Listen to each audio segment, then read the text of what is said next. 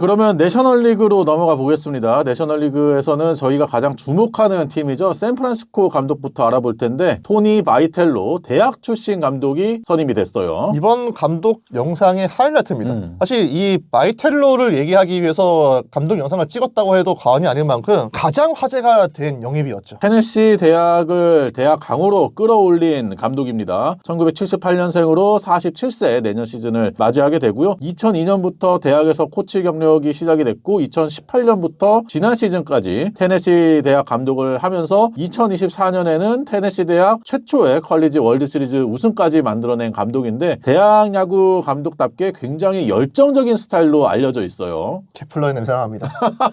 바이텔로의 인터뷰도 찾아보고 글도 봤지만 케플러의 냄새가 많이 나요. 진짜 많이 납니다. 되게 직설적인 성격이라고 하더라고요. 그렇죠. 그런 개성이 강한 부분이 대학 야구하고는 잘 어울렸었고 문제는 이런 성향이 프로에 와서도 과연 융화가 잘 될 것이냐. 프로 같은 경우에는 여러 국가에서 오는 선수들이 있기 때문에 그 커뮤니케이션이 잘 이루어져야 되는데 마냥 독단적으로 밀어붙일 수만은 없지 않습니까? 근데 좀 우려스러운 거는 색깔이 강할 겁니다. 본인이 최초의 사례이기 때문에 잘해야 된다는 부담감도 있을 것이고 잘해야 된다는 부담감이 강하게 작용되면 급할 수가 있죠. 조 매든 전 감독이 토니 바이텔로 선임에 대해서 상당히 안 좋은 식으로 얘기를 했더라고요. 혹평. 네. 모욕이다라는 식으로 본인이 하고 싶었어요. 내가 봤을 때. 네. 바이텔로 감독이 잘하기를 바라지만 마이너, 메이저 합쳐서 코치 경력조차 없는 사람에게 감독을 바로 앉히는 게 맞는 선택인지에 대한 의문을 제시를 했는데 버스터 포지 사장은 우리가 원하는 거는 젊고 에너제틱한 감독을 원한다. 우리의 클럽하우스 문화를 좀 더 역동적으로 바꿔줄 수 있는 감독을 원한다라고 했는데 그런 면에서는 제격인 감독이라고 할 수 있겠어요. 근데 왜 지금 테네시 대학 감독을 선임했는지의 배경이 궁금하신 분들이 계실 겁니다. 잭 미나시안 단장의 추천이라고 하더라고요. 샌프란시스코가 테네시 대학 선수를 스카우트하기 위해서 여러 부분들을 정보 수집을 했는데 테네시 대학이 강해진 프로그램과 이유가 굉장히 매력적이라고 하더라고요. 그 중심에는 바이텔로 감독이 있었다라는 결론을 내렸고 실제로 올해 드래프트에서 전체 13순위로 테네시 대학 출신의 유격수를 뽑았었죠. 그러면서 바이텔로 감독과의 인연이 더 깊어졌습니다. 그리고 포지에게 올라갔고 포지가 수소문을 해봤지만 안 좋은 말을 듣기 어려웠다. 이렇게 얘기하더라고요. 그 정도로 바이텔로 감독은 대학 감독으로서는 입지전적인 인물로 많이 알려진 사람이었죠. 샌프란시스코도 클럽하우스 문화를 바꾸면서 좀 더 젊은 선수들이 많아지기를 기대를 하고 있는 상황인데 바이텔로 같은 경우에는 대학 시절부터 선수 리크루팅 뽑는 거와 함께 선수를 성장시키는데 그렇죠. 장점이 있다라고 평가를 받았거든요. 그런 면에서 샌프란시스코의 젊은 선수들이 바이텔로 밑에서 많이 성장을 해주기를 기대를 하고 있습니다. 그러면 문제는 그겁니다. 일단 바이텔로 감독은 연봉이 적은 것도 아니에요. 350만 달러입니다. 그쵸. 그리고 샌프란시스코가 바이텔로 감독 쓰기 위해서 바이아웃 300만 달러도 지불을 하고 데리고 왔고 멜빈 감독이 400만 달러가 남아있는데 그것도 주는 거예요. 1050만 달러를 바이텔로 감독을 위해서 쓰게 되는 건데 감독의 입김이 강하겠죠 당연히. 그러면은 이게 이정우 선수와 과연 좋은 궁합일지 안 좋은 궁합일지를 저희로서는 안 따져볼 수는 없어요. 그런데 이 성격이 안 맞을 수는 있을 것 같아. 문제는 이정우 선수의 라이벌은 아니지만 이정우 선수를 대신해서 시즌 막판에 많이 나왔던 드류 길버트가 있습니다. 드류 길버트가 제자예요. 그렇죠. 테네시 출신이죠. 겁나게 지금 아부하고 있습니다. 바이텔로 감독이 오면서부터 인터뷰를 했는데 바이텔로가 없었으면은 여기 내가 지금 없었다. 3년 동안 나를 가장 많이 바꿔준 인물이다. 벌써부터 이게 지금 난리가 난 거야. 실제로 드류 길버트와 바이텔로의 성격이 좀 비슷합니다. 그러니까 굉장히 열정적이죠. 그러면 길버트를 중용할 수도 있다고. 물론 받는 연봉이 있기 때문에 외면할 수는 없지. 그런데 드류 길버트가 이렇게 반기고 바이텔로도 알고 있는 선수를 아무래도 선호할 수밖에 없어요. 그러면 이거는 길버트가 좀 더 출장 기회를 많이 받을 수 있다는 추측이 나올 수 있는 거죠. 샌프란시스코의 새로운 감독 바이텔로 감독에 대해서 알아봤는데 이정우 선수의 입지는 크게 달라지지 않았으면 하는 바람입니다. 그리고 다저스의 로버츠 감독이 이제는 백전노장 베테랑인데 다저스의 숙적인 샌프란시스코가 이런 파격적인 선택을 하는 것 자체가 기대도 되지만 우려도 되거든요. 과연 샌프란시스코가 파격적인 선택이 어떤 결말을 맺게 될지도 궁금합니다. 샌프란시스코에 이어서 같은 내셔널리그 서부지구에 위치하고 있는 샌디에고도 감독을 교체를 했는데요. 근데 샌프란시스코 얘기가 좀 아쉽다. 뭔가 더 털었어야 되는데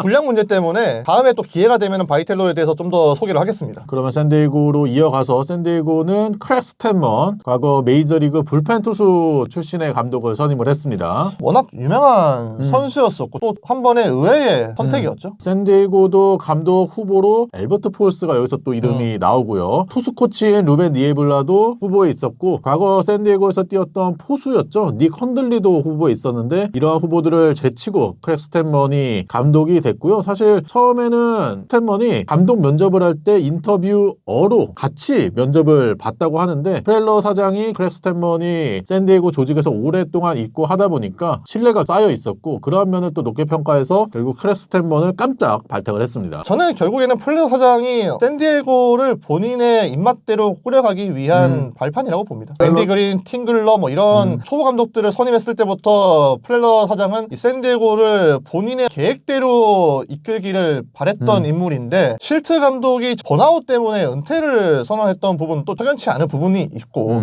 멜빈 감독하고도 끝이 안 좋았잖아요. 물론 멜빈 감독은 성적에 대한 아쉬움도 있었지만 샌디에고 팀 자체가 프렐러 사장을 중심으로 돌아가는 상황이기 때문에 스탠맨 감독의 선임은 프렐러 사장의 입지가 좀 더 공고히 다져지는 계기가 되지 않을까 싶네요. 프렐러 사장 밑에서 고문 역할을 오래 했기 때문에 충분히 그 점도 생각을 해볼 수가 있을 텐데 그래도 기대는 많이 되는 감독인 게 선수 시절부터 리더십이 인정을 받았던 사람이었어요. 투수진의 리더로서 헌신적이다라는 평가를 많이 받았었고 머스그로브가 얘기를 하기를 본인이 만난 사람 중에 가장 도덕성과 인성을 높은 사람이다라는 얘기를 했고요. 야구적인 지능도 뛰어나다라는 얘기를 했습니다. 그리고 스탠먼이 조 머스그로브뿐만 아니라 현재 샌디에고의 주축 선수들이죠. 타티스, 마차도, 크로네너스, 다르비슈 이런 선수들과 같이 선수 생활을 했을 정도로 친분이 있는 사람이기 때문에 선수단을 장악하는 데 있어서도 충분히 도움이 되지 않을까라는 생각이 들어요. 버드블랙 콜로라도 전 감독이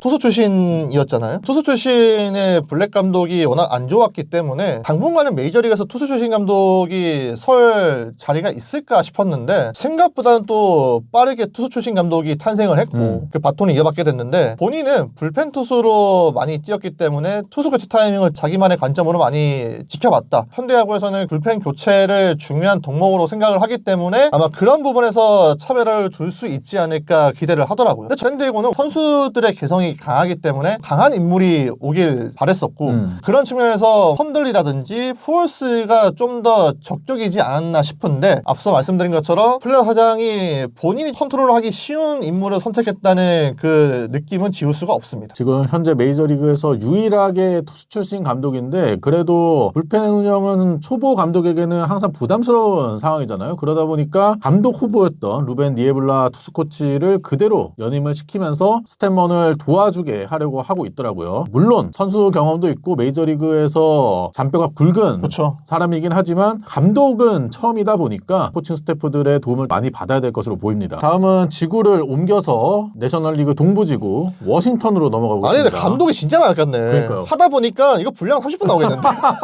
감독들이 많이 바뀐 와중에 확인할 수 있었던 게 과거하고는 감독들을 선호하는 면들이 달라졌다. 그래서 워싱턴 역시나 굉장히 어린 감독을 데리고 옵니다. 1992년생입니다. 33살의 젊은 나이에 블레이크 부테라 감독이 선임이 됐는데 형이지 뭐. 성공했잖아. 그리고 1972년 미네소타가 프랭크 퀼리시라는 감독을 선임했을 때 33살 27일의 감독이었거든요. 그 이후에 최연소 감독이 선임이 됐고요. 부테라 감독은 정말 어린 나이부터 코치 생활을 시작을 했고 25살부터 마이너리그 감독을 시작을 했습니다. 그리고 템파베이 마이너에서 4시즌 동안 좋은 성적을 거뒀고 지난 시즌에는 선수개발 수석 디렉터를 지낼 정도로 선수개발에 특화된 인물이라고 할 수 있겠고요. 커뮤니케이션 능력이 굉장히 뛰어나고 템파베이 조직에 오래 있었다 보니까 데이터 활용도 굉장히 능한 감독으로 평가가 되고 있어요. 워싱턴이 또 젊은 팀이다 보니까 리빌딩하는 팀에 맞춰서 젊은 감독을 선임한 것으로 보입니다. 워싱턴은 제가 커뮤니티에도 한번 썼지만 젊은 팀으로 변신을 하겠다라는 취지가 잘 드러났습니다. 이 감독도 본인의 나이가 아무래도 화제가 되다 보니까 기자회견에서도 본인 나이에 대해서도 언급을 했었고 선수들에 대해서도 베테랑 선수가 없을 수는 없잖아요. 본인보다 나이가 많은 선수가 감독 생활을 하면서 있을 수밖에 없는데 나이로 인해서 선수를 보지 않고 사람으로 대하겠다. 이런 얘기를 하더라고요. 어떤 식으로 부테라 감독의 색깔이 나올지는 지켜봐야겠지만 워싱턴이라는 팀 자체가 부테라 감독에게 처음부터 부담을 주는 팀은 아니기 때문에 양측이 정말 필요 관계가 잘 맞지 않았나 싶더라고요. 워싱턴이 아직까지 좀 혼란스러운 상황이잖아요. 그렇죠. 네. CJ 에이브람스나 맥켄지고 같은 경우도 트레이드 루머가 계속해서 들려오고 있는 상황에서 젊은 팀인데다가 로스터도 아직까지 정리가 안 된 상황이기 때문에 이러한 상황을 부테라 감독이 첫 시즌에 어떻게 이겨내느냐도 한번 지켜봐야 될 것 같습니다. 카이로 감독 대행 이전에 마르티네스 감독이 오래 하지 않았습니까? 근데 마르티네스 감독하고 좀 차이가 있어요. 마르티네스 감독은 선수단 관리에 자신이 있었던 그쵸. 분이었고 선수단의 분위기를 높이는 분이었는데 그에 반해서 부테라는 선수단의 분위기 장악하는 것보다도 철저하게 숫자로 인해서 이성적으로 그리고 체계적으로 그렇게 선수단을 운영할 거라는 얘기를 하더라고요. 워싱턴이 2019년 때 우승했지만 또 한 번 워싱턴이 더 발전된 방향으로 가기 위해서는 부테라 감독의 구상이 맞다고 보긴 하거든요. 근데 문제는 선수들이 따라줘야지. 부테라 감독의 지도관이 선수들에게 잘 이해가 돼야 될 것이며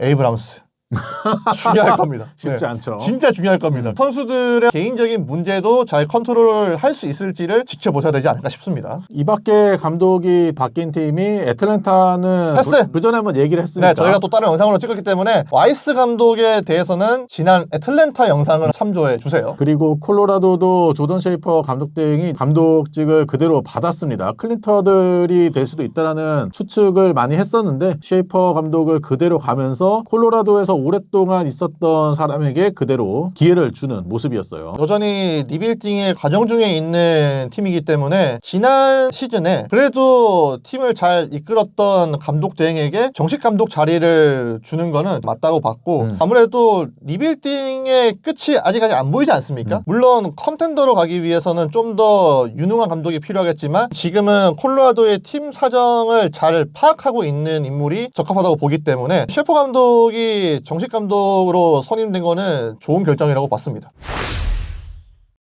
오늘 저희가 2026년 새롭게 지휘봉을 잡은 감독들에 대해서 알아봤는데요. 정말 많아요. 한번 정리를 하는 게 맞다는 생각이 들었었고 여러분들이 생각하시는 가장 기대가 되는 감독을 댓글로 써주시면 감사히 읽겠습니다. 그러면 구독과 좋아요 부탁드리고요. 다음 영상으로 찾아뵙도록 하겠습니다. 안녕.